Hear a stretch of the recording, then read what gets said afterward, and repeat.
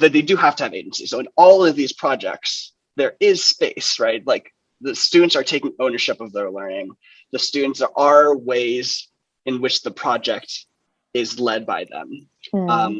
And it's going to end up in like really cool bits of inquiry. And like for this history cookbook project, they're going to want to dive into something and they're going to end up somewhere. And there's going to be questions that we didn't know were going to show up from the beginning. And that's like, that's a good project, right? So there's space for that. Hello. So after a very long break in interviews on Ready to Redo, incredibly sorry about that, we're finally back at it with the very awesome and very funny Brandon Lee from Khan Lab School. Yes, the school founded by Sal Khan, or most famously known as Khan Academy, which I geek out about in episode 40. Brandon is the director of project-based learning, and so of course we'll discuss why application and practical work is so important in school, as well as how KLS includes this in their very unique curriculum, which you'll learn all about. You're in for a treat, so let's jump into it.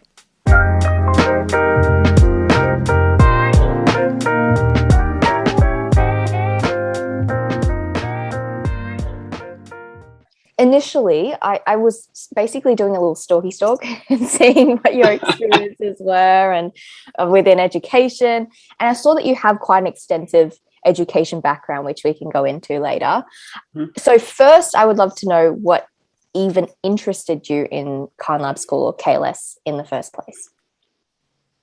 Yeah, totally. I think one of the first things, and I think this is probably the something that every single person who works at Khan Lab School shares, is that at some point we were stuck on something in math and our teachers weren't explaining it well, and we didn't know how to do it and didn't know how to get support. And this man on YouTube was kind enough to teach us. And the sound of his voice has been burned into our memory. Welcome to the presentation on Basic Addition. So that was one of the things, because I have such a deep and fond respect for Khan Academy. And, you know, most of the time I tell people I work for Khan Lab School, they're like, oh, Khan Academy. I have to be like, well, not exactly. And then they just want to ask me about Khan Academy. I'm like, but Khan Lab School is really great too. Let me tell you about what I do. So that was really exciting. But I've jumped from school to school. I started working in the Boston Public Schools, did that whole rodeo, dealt with all the red tape, and did the burnout in a public school system like many people do. Worked for a charter school system, worked at a system called High Tech High in San Diego. And I think I was getting really frustrated with a lot of things. I was really frustrated with a lot of the ways that schools are run. I was frustrated with the power and agency that teachers had and the relationship with admin. I was frustrated with how I feel like a lot of times we just like weren't doing things in the service of students and in better learning, and why we were latching on to like old paradigms of educational past.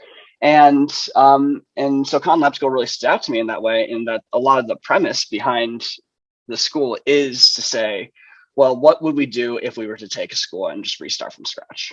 What would we stick with? What are the things that work that we'll keep doing? And what questions do we have about existing paradigms, and what can we iterate on, and how can we change that so students can learn better?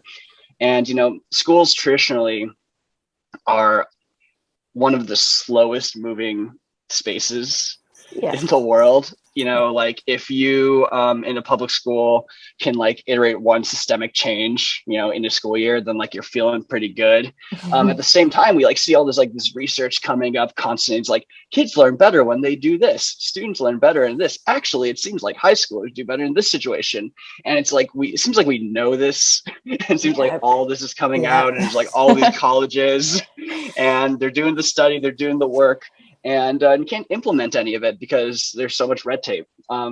So that's what excites me about Khan Lab School, is that we do things quickly. And, you know, the way things are, you know, we just started our school year a little bit over a month ago. And some of the things we implemented to start have already started to change because we know that those systems haven't been working. So we'll keep going and keep doing that and keep refining the model of our school until it works the best.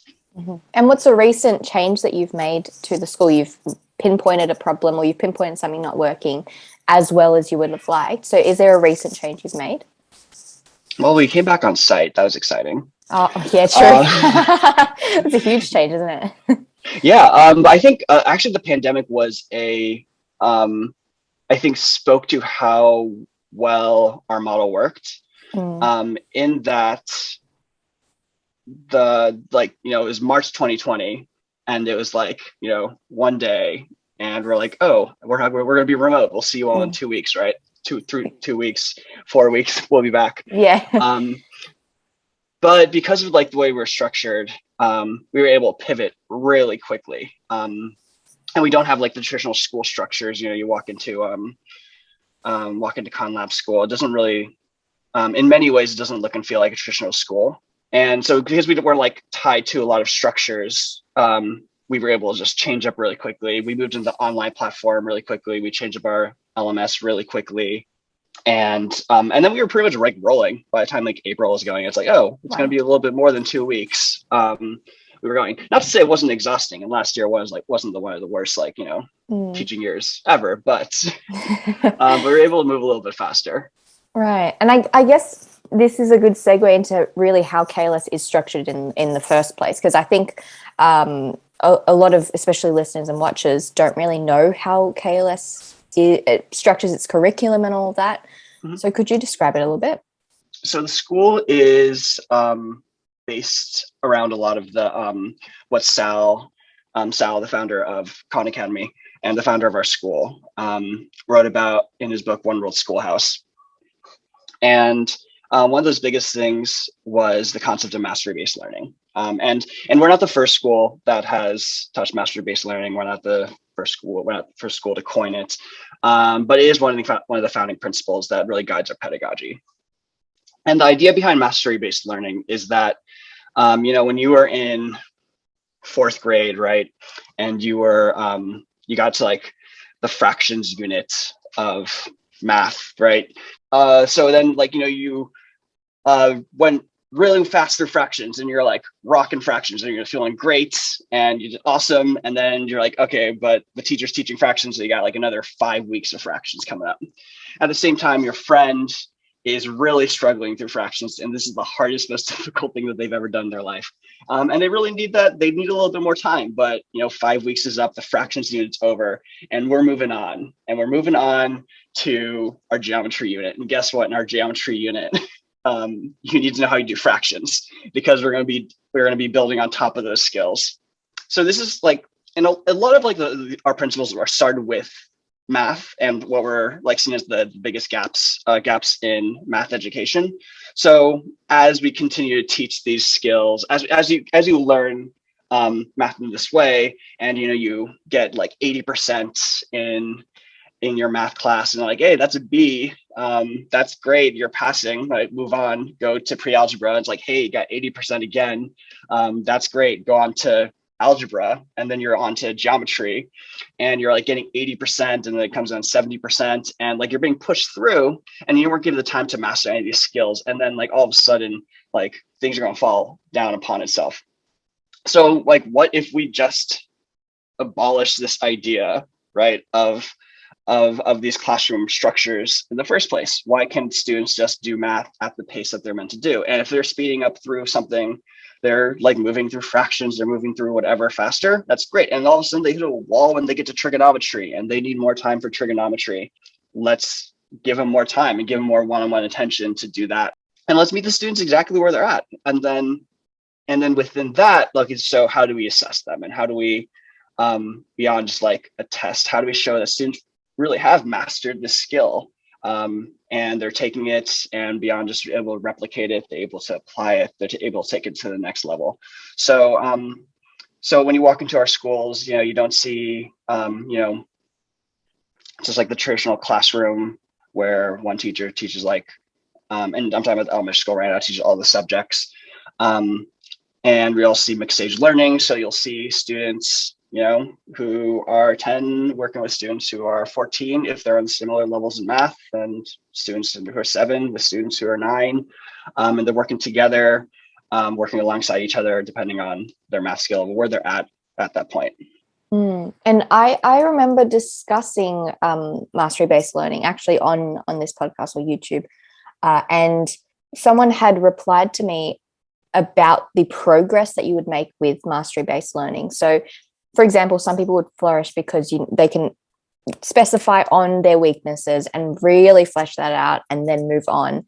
And the question to me was, would there be a point in time where a student would never move on because they just can never master this particular thing? Has that happened, or have you seen something else? Yeah, so I mean, we definitely, our school model is based upon what works best for our students, right, and meeting students like exactly where they're at. And so one thing built into this model as well is that students do also have advisors.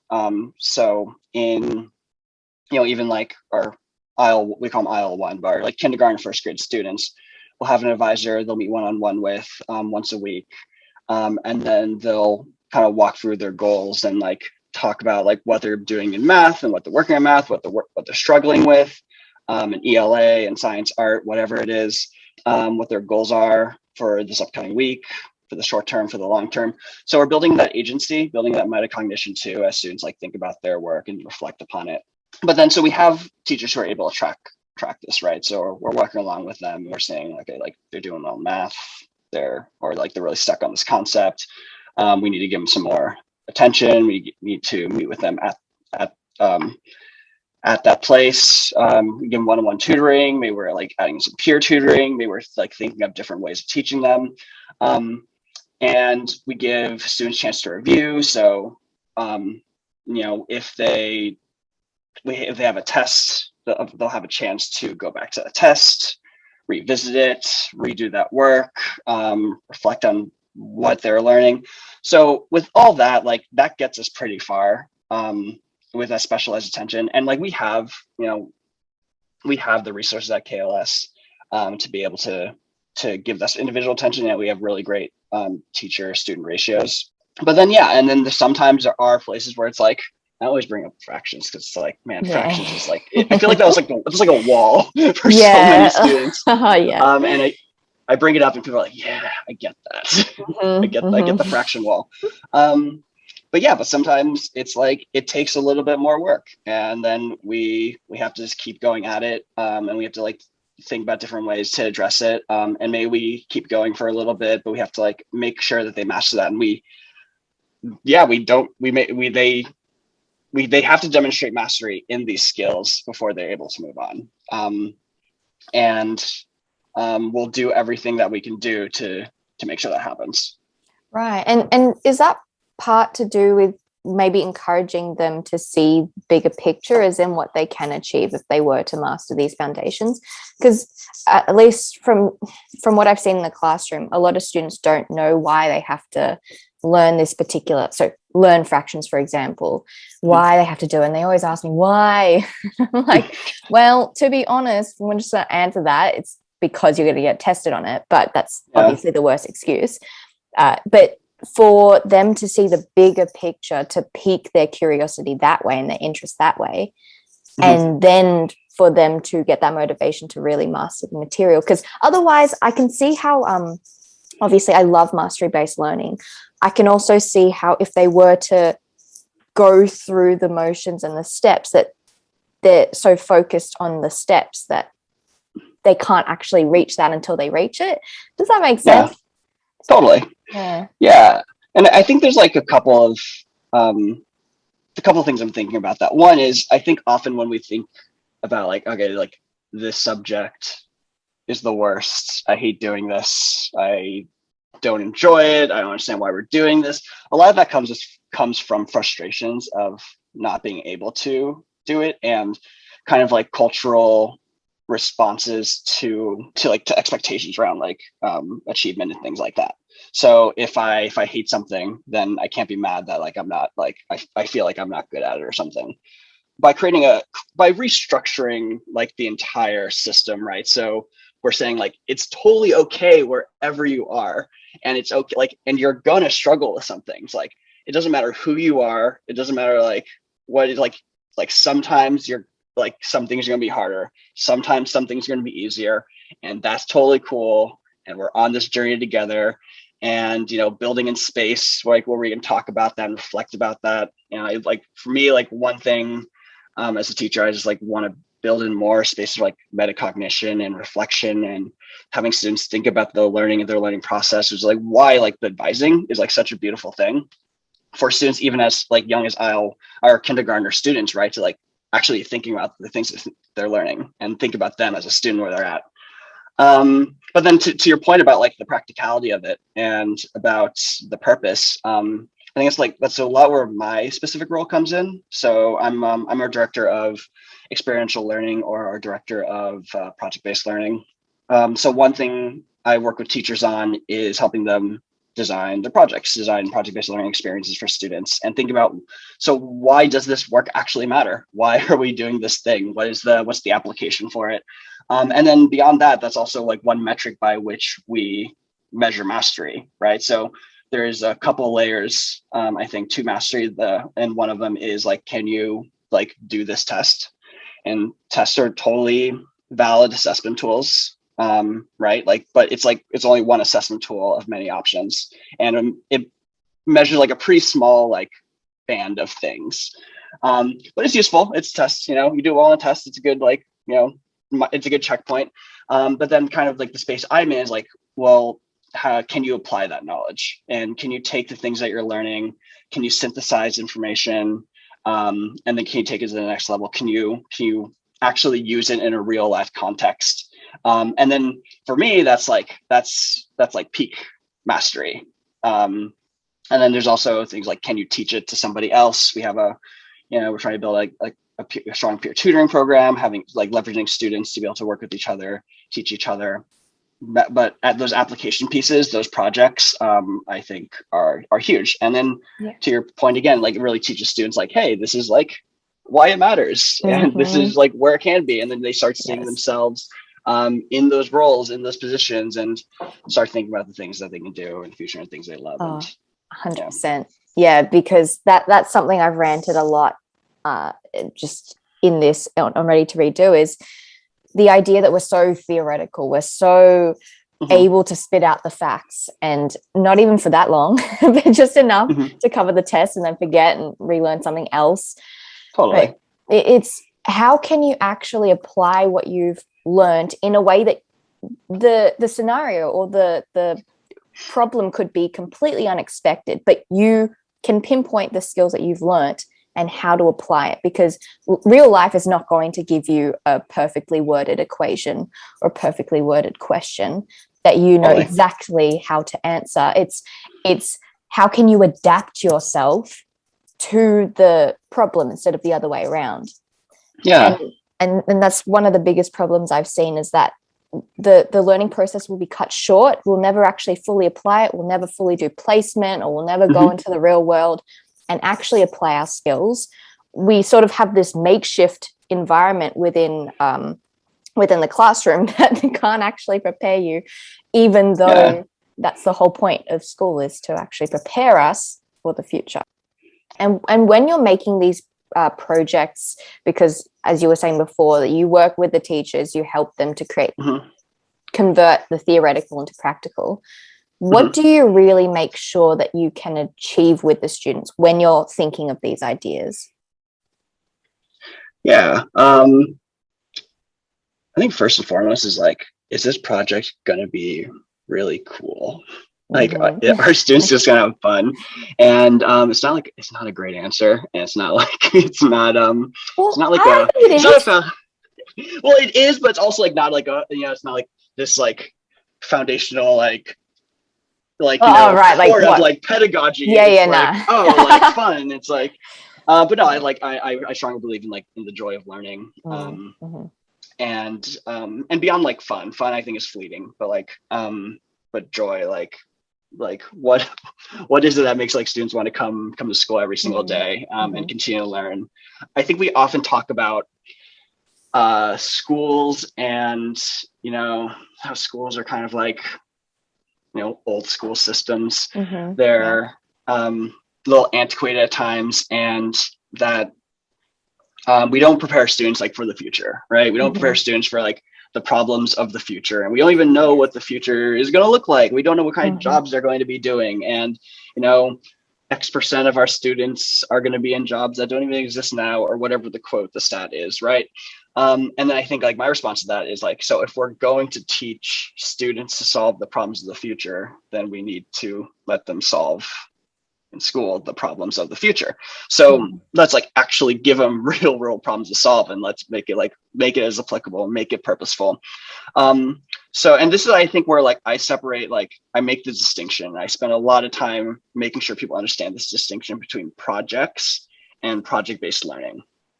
And the distinction there is what role does the project play within the context of the learning process? And then secondly, like, why does anything actually matter that we do? Right. So the example that I give, and this might, I'll explain this, but I don't think it's going to be like, it's not going to connect as strongly to the Australian audience as it does to the American audience, or at least to the Californian audience where we are. So in fourth grade, every fourth grader in California has to do the missions project. And this is like a rite of passage. Talk to any Californian about it, and they'll be like, yes, the fourth grade missions project. They know all about it. And basically what you do is you like learn all about the missions. And the missions were when the Catholics were moving up California, they built these missions along the way. They're like one day apart. So for those of you who don't know what missions are, and don't worry, I didn't know either, they're these buildings or outposts made by Catholic priests and a part of the expansion of the Spanish Empire between the 17 and 1800s. So thank you, Wikipedia. And back to the episode. And it's hugely important history of California. And it's like one of the reasons that California expanded in the way that it did. So you do field trip, right, to the missions, and like, you go to the gift shop and you get the rock candy and things like that. Because there's so many missions, everyone gets to go to one of the missions, and then you learn all about it, you take a test, and then you get to do the project, right? And the project is to make a diorama of the mission. And like you make it with sugar cubes, or you ask your parents how to do paper mache, or you can go to like a craft store in California, and every year around spring in the craft stores, they have these like DIY mission kits, and you buy one of those and you build it up, and then you get a grade on this diorama of your mission, right? And there's like I've been teaching for 11 years now, and I have no idea how to accurately assess the quality of a diorama. Like, I don't even know, how do you create a rubric for that? But secondly, like, impossible. How does that learning, how does what you did, how does that apply in any way to like the questions and to like around missions and the history of California? Like, there's no linkage there. So that's, to me, that is a project. And you can make those missions as pretty as you want. You can like put all like the bells and whistles on it. You can have the kids like attach Raspberry Pis to it and automate it for all I care, and like it would just be like a glorified diorama, and then it's not connected to like the learning process. So what is the project, like what's the thing that they're doing, why does it matter, what purpose does it have, and then also what roles that project play in the process, right? So in this case, the mission is always this thing that you can do at the end of your project, at end of your unit, and it's like we called like, and this is a PBL Works term, but it's the dessert, right? It's your dessert project. And we want to flip to main course thinking, which is this project is the thing that we're doing. And to do this, we need to learn this skill along the way, and this skill along the way, and this skill along the way. Oh, and to be able to do this, you need to understand this and this and this and these standards and these concepts. And then you are now applying these skills and you're applying these concepts to this project, which has purpose, has value, hopefully has like some extension beyond our classroom, right? And Ron Berger spoke about this in his, when he talks about the hierarchy of audience, which is, most projects, most anything that we do in school, the audience is just the teacher. Your teacher sees your essay and gives it a grade, and that's it. But there's a hierarchy. So the next level of that would be maybe to other students in your classroom. Okay, so you're presenting it to them. There's like a step up. But how about to like the greater school community? How about to families? How about to people outside of your school in the greater community? How about people who are capable of critiquing that work? Or how about in service of something greater, right? Of the greater need. So when I work with teachers, I'm also thinking about that. Like, who's the audience? How do we make this work purposeful? And then like, I think if we do those well, and it's like, and if teachers are passionate about it, then kids are going to latch on. We're going to be working on doing a math project around how to redesign an outdoor classroom space, because we're actually going to build this classroom space outside, and we need to calculate all our costs, and we need to figure out the space, and we need to work with our stakeholders, and we need to talk to teachers and designers, and we need to meet with construction. So this is actually happening. Contractors. Oh, this is like an actual project. Yeah. And so like great. Now all the math is embedded in there, but it has purpose. And then the project is something at the end. All the math is embedded within that.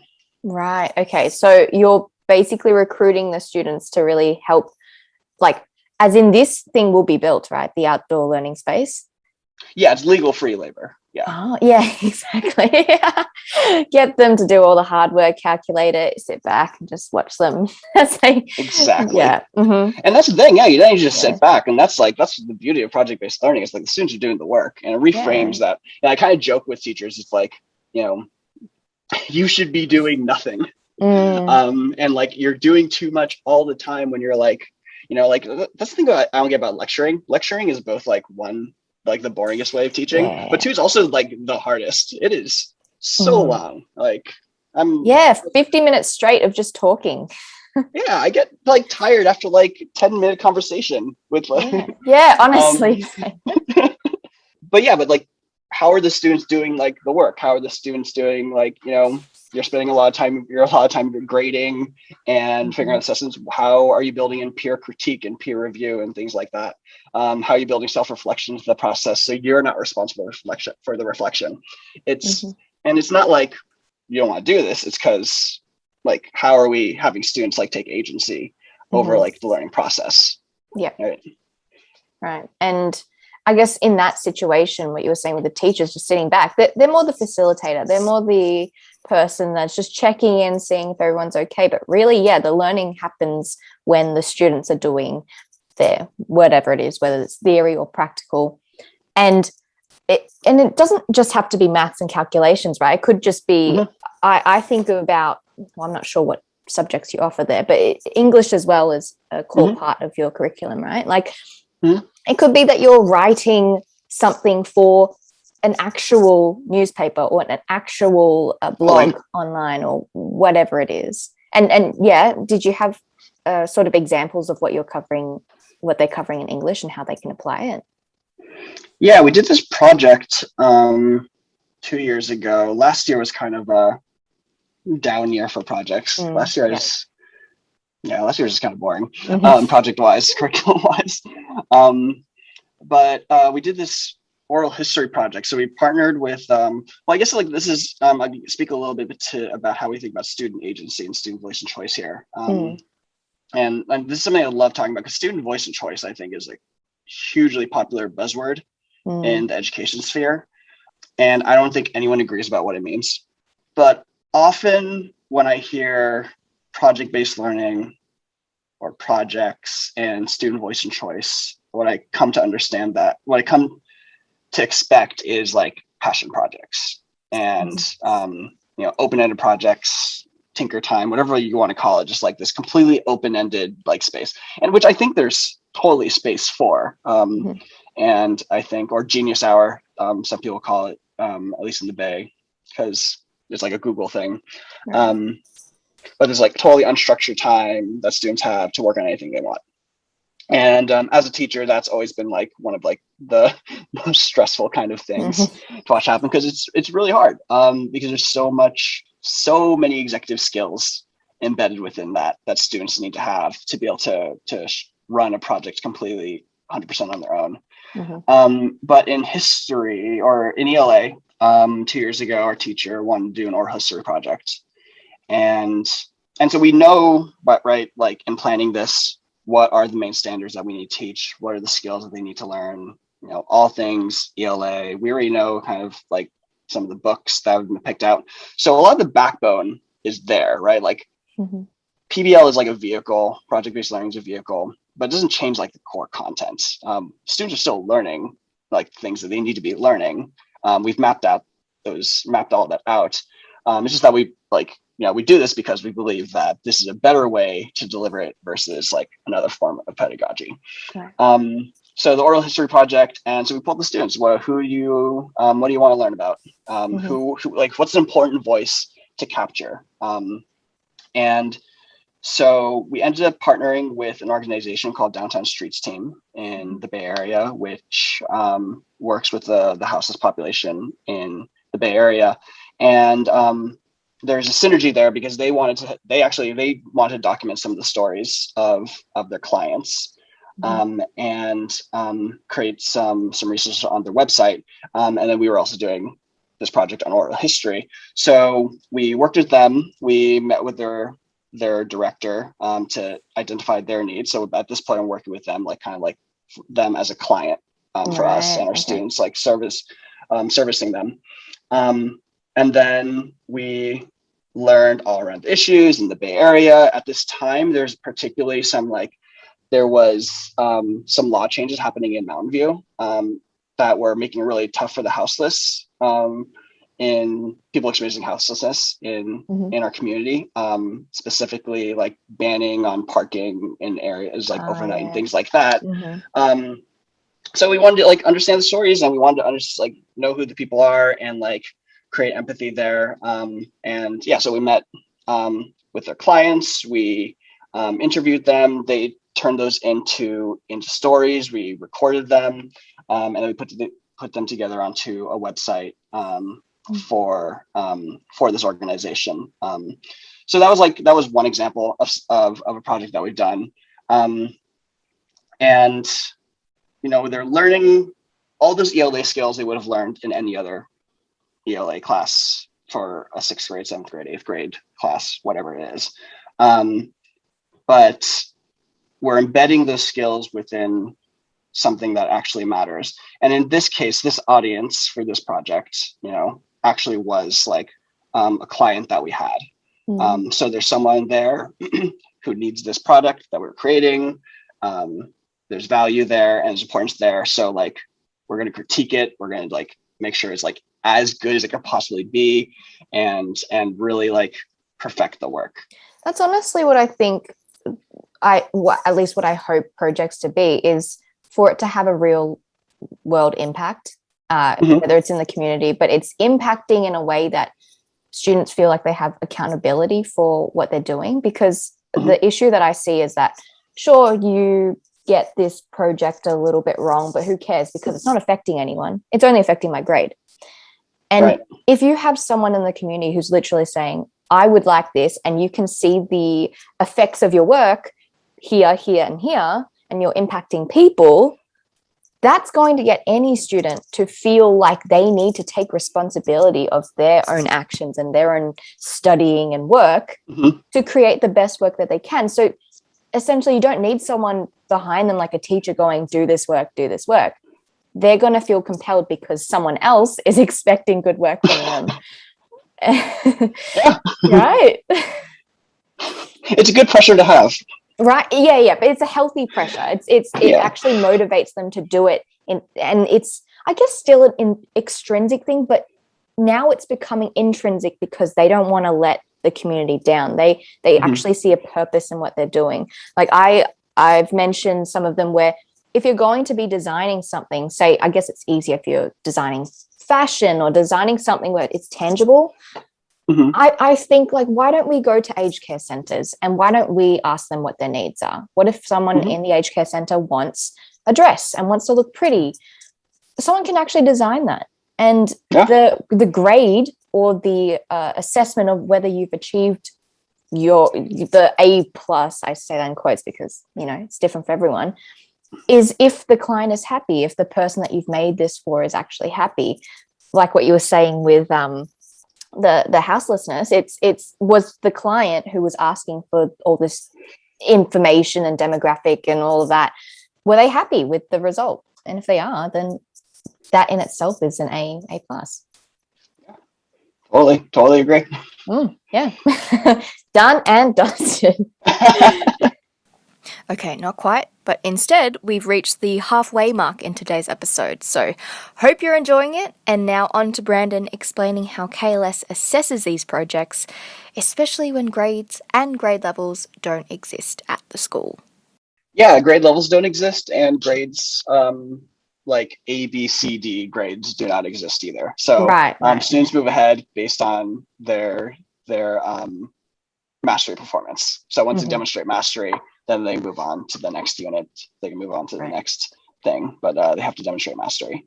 And what about the projects then? So say they've demonstrated mastery, which means that they've gotten their own A plus. Once they get to the project, how do you actually assess them during the project as well? And how do you? Yeah, so a lot of the the math, the LA skills, history skills, whatever they are going to be embedded within the project. So those will be assessed along the way. I think in a lot of ways, just like many other schools, like we'll have formative assessments, we'll have pre-assessments, we'll have summative assessments. And also reflection is a huge part built into this. I love the quote. I think it's John Dewey. We don't learn from experience. We learn about reflecting on experience. So that's a huge expectation with all these projects, is that like along the way, students are documenting the process. They're thinking about their work. They're thinking about their learning. And then even after the project, they're thinking about it. They're thinking about their work. We do an exhibition for all our projects. So they're held accountable to the work in that way. They have to present it. So there's like a whole nother layer there. It's like, one, you can do it. Two, can you speak about it? And when you're speaking about it, you're also reflecting on it. There's lots of layers interconnected in there. For example, like for this project, this one, I kind of threw it in there. We actually are building a deck for it's gonna be our math 5-6 class. They'll be building an outdoor classroom space because we just moved to a new campus, and there's like there's this sand pit, which is just like the bane of our existence. Oh no! Because we can't have like kids in the sand pit. Because it's like an old sand pit, but like there's sand there, but it has like this really great shade structure above it. And so we want to keep the shade structure, but like we want to get rid of the sand pit. And we're like, what do we do there? But another thing is we're like at this new space. We would love to have like an outdoor classroom. So we're like, project. Yes, exactly. Turn into a project. Identify all the problems and project. Exactly. Toys are clogged. Yeah. True. But no, I mean this one particularly was like, well, this would be like we saw the math connection there. Yeah, so they'll be like the first step is they're gonna be introduced to the problem. They're going to be thinking about, we're hoping to have them meet with our admin team to sort of discuss like, what's like the expectation for outdoor classroom space, like what's the view of the school, and what are like the, learning needs that we need in outdoor space. We're going to teach them how to use some kind of 3D visualization tool so they can map it out. They need to think about budget. They need to think about how to actually construct this thing. Then just like some random math we'll get to throw in there. We'll do some volume, we'll do some surface area, we'll do like lots of measurements and things like that. We're going to do a field work experience. I love to use the term field work over field trip. Field trip is very like, let's go to like a museum because like we're going to take you to a museum. Field work is like purposeful. We're going to do work. It's tied to your project.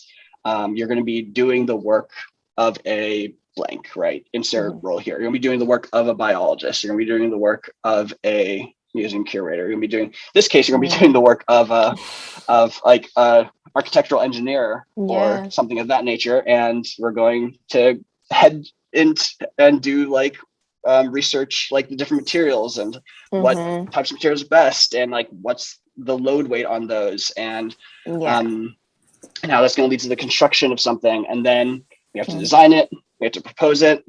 All along the way, they're documenting this, right? All along the way, and then we'll finally eventually be building this, constructing it, and then wait, actually they're going to be building it? Yeah. Oh, cool. Yeah. I thought they were going to like, communicate with the construction workers and build something from there. But no, they're actually making it themselves. The goal is for them to actually build it. Yeah. Oh, awesome. Okay. That's even more practical than what I was thinking. Yeah. Right? And then they fix the toilets. Yeah, and then they fix the toilets and they scrub your windows and they make all your food. Yep. No, actually, I mean, I'd love I don't know if you've ever seen like videos of like, or been to like Japan and it's like seen the classrooms, and like the kids cook the food and they serve them. I'm all about that, honestly. Yeah. Would they be though? Like what are the examples? Because now it's really inspiring to see what you're coming up with. So, what projects in the past have you done that have really stood out to you and the students? So each of our teachers we ask them to do 1 or 2 projects a year. So like do like one, like big-ish one. Yeah. Biggest one being like, maybe it's like full year, but it's kind of like interspersed, or if you're focused on it, might be like 12, 14 weeks, something like that. Or especially with their younger students, you might say like just do like 2 smaller ones. I think PBL kind of, I'm not a purist like ever when it comes to pedagogy. Like there's not a single thing where I'm like, this is 100% the way to do it all the time.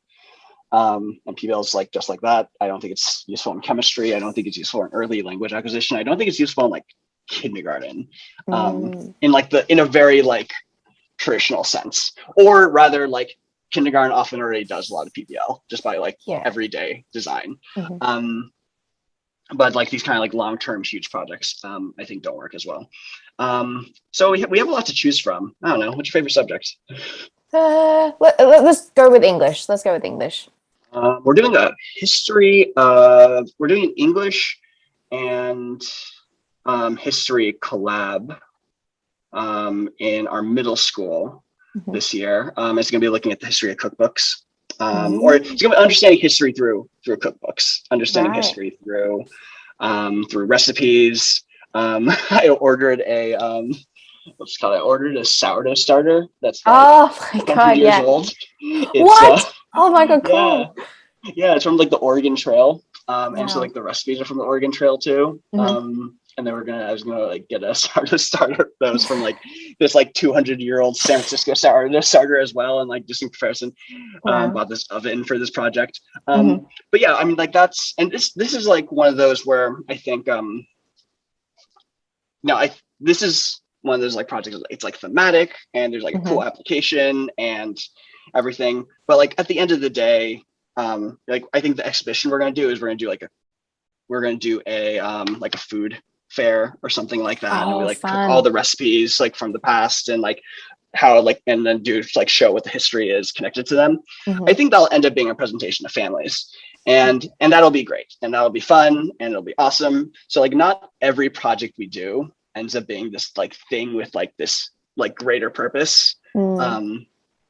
Not everything that we do has to end up with like, okay, you built this thing, you built this structure for the school that'll be used in perpetuity. This one is just like, here's the application for the things that you're learning, and here's how it's all going to come together. And right, so like there's purpose, there's a project, and the project leads the learning.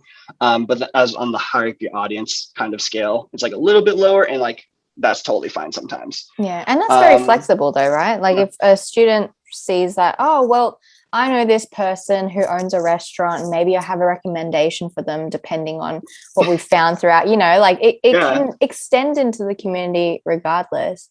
And also in terms of those projects, do KLS students also choose what sort of projects they want to see in the future, or is it up to the teachers to do that? students want to, I think they want to like add their input, and they want to say like, we want to learn about these things. And I think we like try to consider that as much as possible. And also it's just really hard to sometimes, because one, they don't know like the standards by which we're adhering to, right? So, I teach science.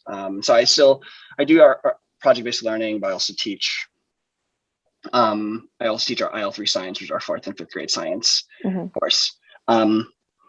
And, students are like, we want to learn like chemistry. I'm like, okay, well, like we could do some chemistry, but I'm not going to I can't dedicate like a 12-week unit to chemistry, because chemistry doesn't exist like in those like the standards at that age. Well, we definitely do some, like we'll explore it. I'm not going to like not do it, but and then the other reason is sometimes like students like don't know, like, or they don't, students don't know the things they don't know, or no one knows the things that they don't know. So when we're designing projects, I think one of the coolest things about it is that we get a chance to open students' eyes to something that they might not have understood or seen before as interesting. So like a previous school, we worked on this project around bees, and we were categorizing, looking at the local native bee population in San Diego, and helping scientists categorize them and document their population, right? So like this is like a citizen science project. All the data that was collected was leading to something, and it's all about bees. And I don't know if like on a random day, like we ask students like, what science do you want to learn this year? Anyone's going to say, I want to learn all about bees. But by the end of this project, right, they're like bee experts, and they know everything about it, and they can like categorize all the bees, and it's like, that's a honeybee, that's a local San Diego bee, right?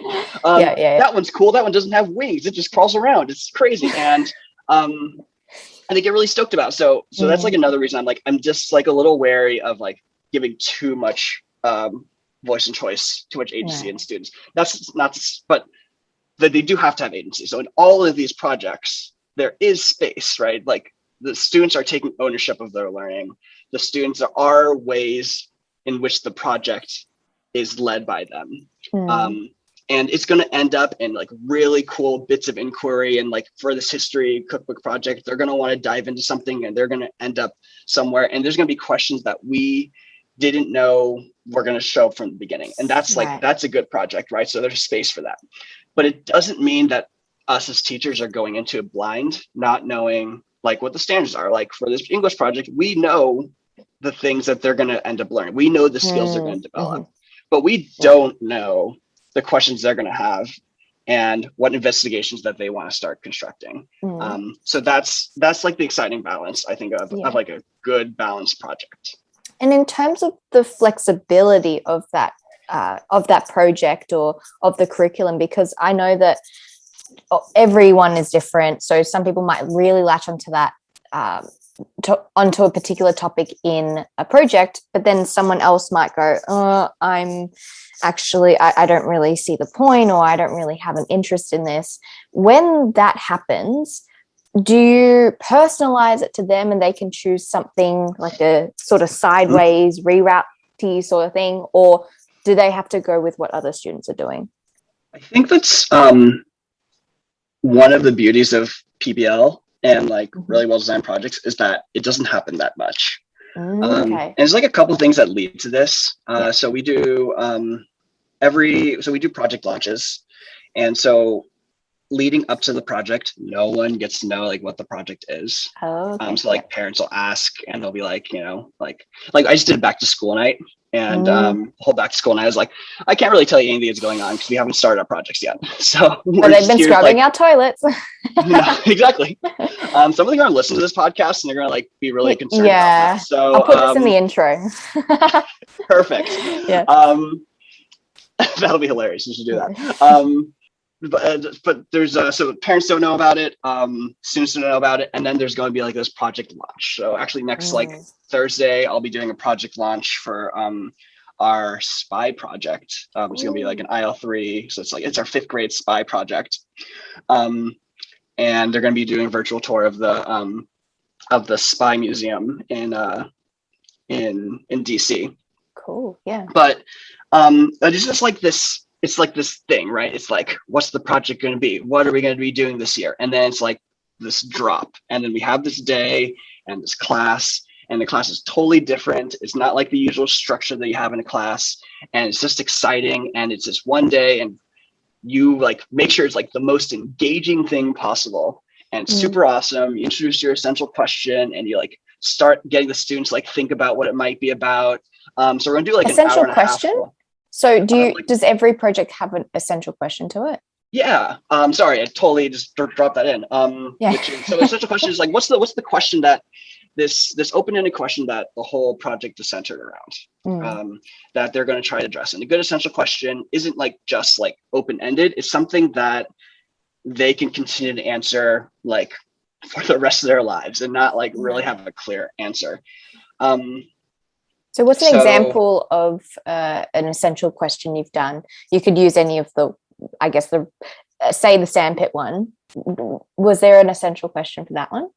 Yeah, so like we haven't launched that project yet, but I think I could pull up it might be, I think it's something like how can mathematicians, it's like how can we as mathematicians design the optimal outdoor space or something like that. Right. We're doing a collab with a English class. So it's a fourth grade English class, fourth grade science class, and the essential question is, what does it mean to have a strong heart, metaphorically and physically?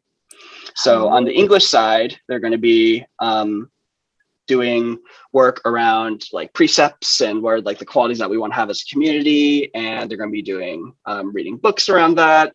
They started the year by reading Wonder. They're going to be doing that's such a good poetry. Book. That such is a good an book, incredible right? book. Yeah. And it sets a really good standard for the term. And then in my class, we're going to be in our science class, they're going to be learning about a physical heart. So they'll learn about like the circulatory system. They'll be making models of hearts. And then they'll also be dissecting a cow heart, and doing all that. There's going to be an art component. So we're working with an art teacher where they're going to take all this and synthesize it. I think they're going to do like anatomical drawings of the hearts they dissect. They're going to take CPR classes. So we're going to get all our students certified in CPR, which kind of ties like the whole thing together of like, like the metaphorical and physical heart. But like they're going to be working on this essential question, right? Like, what does it mean to have have a strong heart metaphorically and physically? And all the lessons are going to come back to the essential question, and they're going to reflect on that essential question. That thinking is going to change. So as they do this, how do we answer that question? What do we think about it? As we like do the art, how's the art like connected to that? As we write our poetry, how are we connecting back to that? As we do our work in science and we're dissecting hearts and we're like looking at and we're creating our models, how are we coming back to that essential question? And the CPR is it's a kind of loaded, but it's in there, right? It's kind of brings it all together. It's just fun. It's more practical, and you can definitely save someone if you learn the skills. Yeah, exactly. So bonus. So if you ever have any sort of issue, again, the teachers are covered because all the students can do CPR on them. Exactly. Yeah. Again, they are useful in another way. Yeah. Wait, now I got distracted by CPR. I had a question. Yeah, I don't even know where we were before this, but the day, the launch day. So you reveal the question, the central question. How else? Because what I'm hearing from this is that the most important thing of that day is to build that build that interest, build that passion. So then you don't get the issue of students finding it boring. I mean, have you ever had that happen where students after that day are still a bit iffy, or do you find that the students themselves sort of create a buzz within them and everyone gets excited? I think it creates a buzz. It creates like a buzz around school too, right? Because like, in that class they're doing like this project, and like we have our IL2 students. These are the ones that are gonna be the jerks of the school, because they're doing our third grade class is doing this project around the sea and exploring the sea, and their essential question is why do we explore the sea? Why do we explore the ocean? And how do we do that as artists? How do we do that as scientists? How do we do that as writers and as artists, poets? And then our project launches are going to go take surfing lessons. And just like, that's the launch. That's the day of the launch. That's the launch. Yeah. Oh, that's so cool. Like they'll get to explore the sea. They'll get their hands dirty. We do all that. And it brings in that engagement initially. And also at the same time, I'm thinking we'll probably do like some labs when we're at the beach. And then hopefully we can record some things underwater as well that we can come back to. But like, it's hard after that not to be really excited about like, okay, we're going to be doing like learning more about the sea and how we're like responsible for it. And because we've like had this moment, we've connected to it. It's also like great just like for these launches for like English language learners, because then like you're introducing the concept first and then you can bring the vocabulary in back to that. So it's like just a random thing with like field trips. Like people always do them at the end, but like it should be your first thing. Like if you're doing a project on like Renaissance history and you're going to go to a museum and you're doing that on the last day, like you should flip that and do it on the first day so they can see all the stuff and then everything comes back to it. But after this, like there will be students who are not engaged. There will be some students who aren't like super stoked about it. Maybe someone hates water. Maybe someone is terrified of sharks. And so when I do project planning, I have one section on our planner, which is like thinking about students who might not be engaged with this topic. So this is usually, and back to like something I said way back, I think lack of engagement usually has to do with lack of like feeling like you don't have the ability to do something rather than like this is interesting. I feel like you can make almost anything interesting. And but if we feel like we don't get it, and that is math, that's science, that's ELA, then it's going to be really hard to be engaged. So let's think about the students now. So like who are the students who might not latch onto this, who are the students who are going to struggle with like these certain standards, and what are some extra sports we're going to build in there. So like between that, like the launch, or between just think about our students individually and meeting them where they're at, and also for that's also extensions. That's the other reason for boredom, is because like you know how to do it. So like what's our extension for students? Then like you're most of the way there. I see. Like, hit 95% of students. I mean, that's pretty high compared to more traditional systems. And so from that launch, I had the misconception, like in my head, it was you talk about the topic, you have these like streamers and balloons or whatever it is. And you're like, this is the launch, this is the topic, here's the question. But no, you really immerse the students into what they're doing, which makes me think, what was the heart one then? Did you just throw a heart and go, that's what you're doing? the metaphorical and physical heart. Like, how did you launch that one? We haven't launched that project yet. Okay. That's actually the thing. We've mapped out like that whole project, and like we're still stuck on the launch because like I'm just like not satisfied with any idea.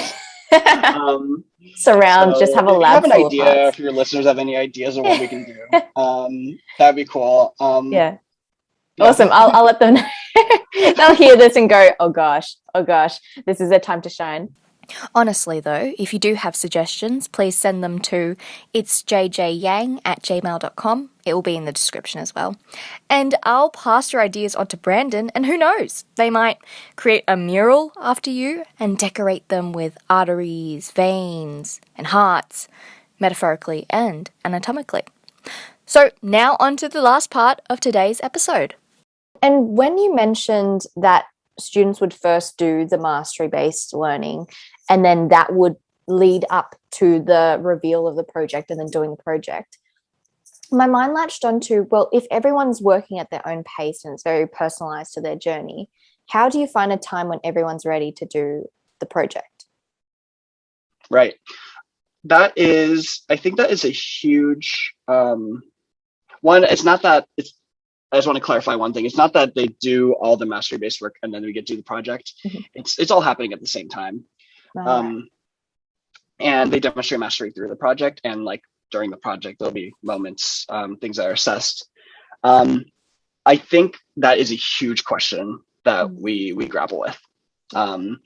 And there's like almost feels like this inherent like clash sometimes, because mastery-based learning is self-paced. Mastery-based learning is meeting you where you're at, whereas project-based learning is collaborative. Project-based learning is collaborative. So but it's also, I think it's good to have both of those. Whereas what they're doing on their own and what they're doing, exactly where they're at and meeting them exactly where they are in, say, math, that is a very like personal, individual thing. In the projects, they have to apply that together, and they have to like discuss the math together, and they have to like build this thing together. And so now we're not just applying the math, we're also building on social emotional learning and executive skill functioning. So there is like a synergy there, but at the same time, it does get tricky sometime with students being at different places with these projects. And then with that, it's about giving extra support for like students who need it. I guess that's also, that's like, I think the perfect opportunity as well for students who have already completed all the mastery-based modules or whatever, to then teach the ones during the project, the ones who are a bit iffy on it, and to basically support them that way. I think it's what you were saying about the collaboration. It's very important to actually be able to communicate what you've just learned with someone else and particularly help them if they don't understand. So amazing things coming from KLS. And and the last question is, what do you believe, and this is again a very loaded question, but what do you believe is a mindset or a skill that if students don't learn, they will be very, very disadvantaged in the 21st century? Maybe it's because like the state of things in the United States. I feel like there's like so many shouting matches happening all the time everywhere with each other. Right. Listen to each other, right? That's another one. I think like listening to each other, understanding each other's stories. It's like one thing I like about like the projects is bringing like human elements to it. And I don't know, being able to understand other people and like know their stories, I think will take us a really long way. And I don't know, it's a big part of, again, like what we do at KLS is like, are those social emotional learning skills. It's like something we're thinking about a lot. We're implementing restorative justice practices in our school this year. Something has been at the forefront of my mind. That is very interesting. Okay, that could be another episode if we so choose to do it, because restorative practice or restorative teaching has recently been a discovery of mine. Ooh, I got a great human for that if you need one. Ooh. Yeah. I'm not going to be that person. I'm trying and I'm learning and I'm doing my best, but it's like you'll be bored talking about that with me. But I am very keen. But anyway, thank you so much, Brandon, for coming on. This has been incredible. I hope this has really inspired, I guess, the educators who are listening to this to implement more practical-based learning within the curriculum, if they can, because I know at the start you said it's really hard to change things within a school. But even just including a little bit in a curriculum here or there can make all the difference. Sure. And where can we find KLS? Where can we find you, or any sort of links that you want to share with us? Yeah, if people are interested in learning more, we are a lab school. So we're constantly trying new things and we're implementing them. We're seeing what works. And our goal is to not exist on an island. Our goal is not just serve our students like within our little section of Mountain View, Palo Alto, California, but to serve everyone, right? So if you want to learn more about practices, you're interested in mastery-based learning, project-based learning, sign up for our summer institutes. So go to kls.org or conlabschool.org and check it out. This past summer, we had our first institute and we had people from all over the world. We had people in South Korea, South Africa, come and learn about how to implement mastery-based programs within their math programs, or we had another workshop on how to embed SEL instruction into your curriculum. So yeah, come check it out. We would love to have you all. Great. Yay. Wait, so that's for educators specifically, or schools who want to implement mastery-based learning into their curriculum? Anyone actually. Yeah. So we had a lot of teachers, and then we had a lot of administrators come as well. So we had a lot of teachers who were just like kind of one-offs, interested in how to build models within their own school. And it was really awesome to see, we had a lot of teachers from schools that were already like doing mastery, like on some level, or some schools, like a lot of independent schools. But then we had some teachers who were just in the public school system and like, I want to implement this within my own classroom. Right. And I think that's really cool because, like what I said earlier, schools have really, schools can be slow paced, they're slow to change, but like you can make some changes within your classroom. It doesn't need to be like everything, but like what are some ways that we could rethink our approach to teaching.